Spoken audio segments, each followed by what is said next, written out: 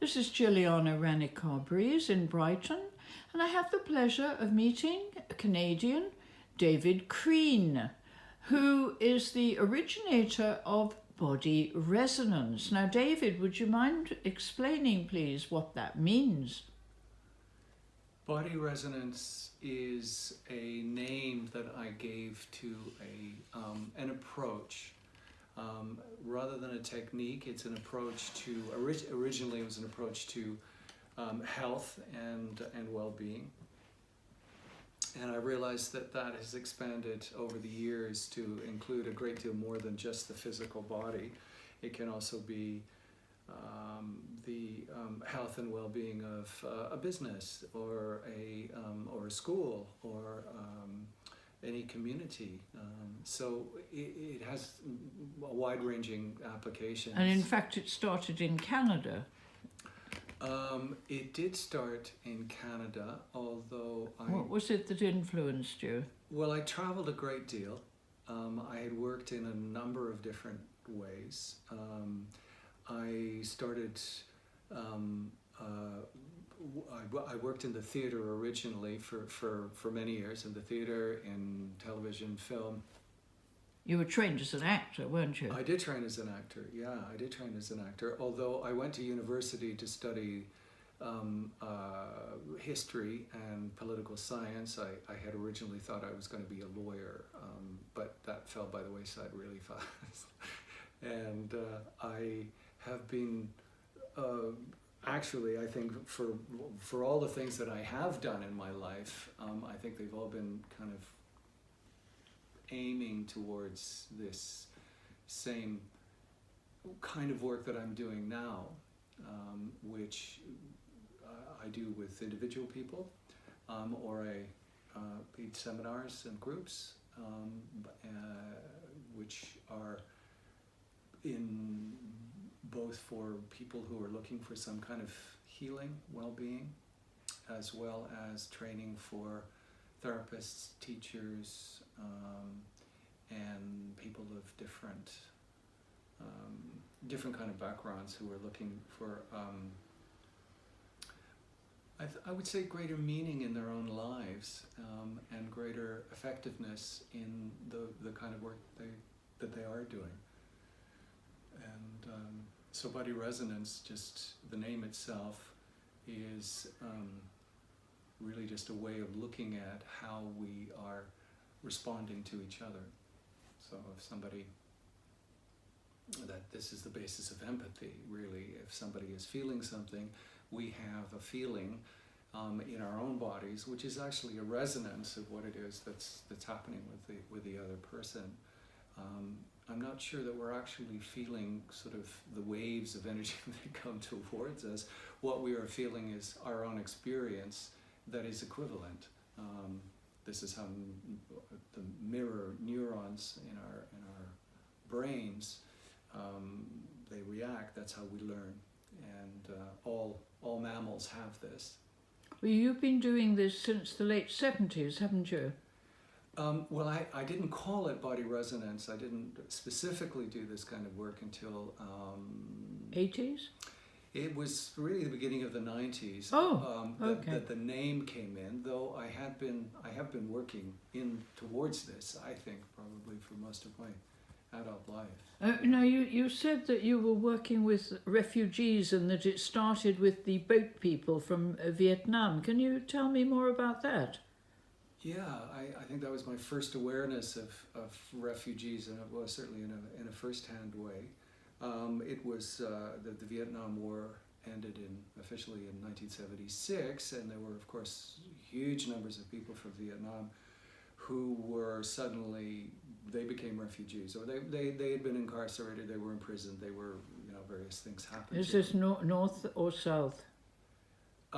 Well, the North won, so these are all Southerners, but they were also anybody who was ethnic Chinese at the time. The Vietnamese have never had a very good relationship over thousands of years with the Chinese, and so the ethnic Chinese at that time certainly were, they were persona non grata. Who do you mean by the ethnic Chinese?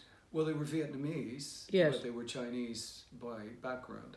Oh, I see. Yeah. Okay. So they were born in Vietnam. Yes. Maybe even their parents and grandparents were born in Vietnam. Maybe even been there for generations, but nevertheless, they were they were considered, you know, from a different as a different cultural background. So those were often the people who were the ones who came out, and they had appalling stories. There were many of them had been, or in fact all of them, had in some way had to escape, pay for the privilege of getting onto a boat that was not unlike the kind of thing that's happening across the Mediterranean at the moment, Mm-hmm. except they were often not. But the boat would Rubberized come from speedboats. Vietnam Yeah. all the way to Canada. No. They would go to try and make it to one of the safe islands, which were usually Malaysian or Indonesian. Oh, I see. Okay. And then they were there in refugee camps if they could make it that far, because the journey to get there was perilous. They were preyed on by pirates, for instance. They would So you would be part of a team that went out? Well, no, I didn't go out there. I wasn't working there. I was when I met them. They were the people who had been accepted to come to Canada. I see. They were the fortunate few. So did they have money? Most of them had nothing at all. Absolutely nothing at all. Most of them had nothing. Right. Absolutely nothing. Were they educated or? Many of them were very educated, highly educated, Yeah. often highly educated. Yes. Not all, but many were. Not all of them had fought either. Not all of them had been soldiers. There were many who were, they were, any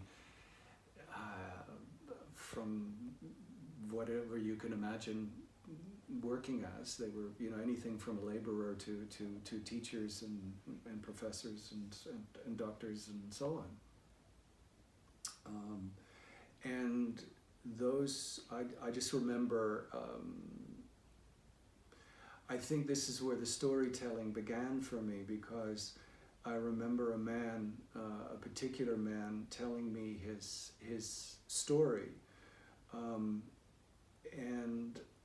of what happened for him, attempting to leave. And it is an extraordinary story. It could become a book, I could imagine, because it is so moving, his story. Maybe you'll tell that story at my salon then. I could do that. Yeah, I won't do that here because it's quite It'll be story. too long. Yes. Well, we'll come back to that. But we can come back to it. But I think what I'm trying to say here is that the story itself became an integral part of the healing that I realized, and I realized that was part of the work that I did as an actor, telling stories. We are, our brains are storytelling. I was going to say machines, but they're not really. We're not machines at all, of course. But Well, it's reliving the moment, isn't it? Reliving the experience. Yeah, or at least we are attempting to make sense of whatever that experience is. Yeah. And that, I think that's the difference, as with working with people who have been traumatized, for instance. They're attempting to make sense of something which in some cases makes no sense at all. I'm going to stop you there, David, and we'll continue in part 2. Thank you very much.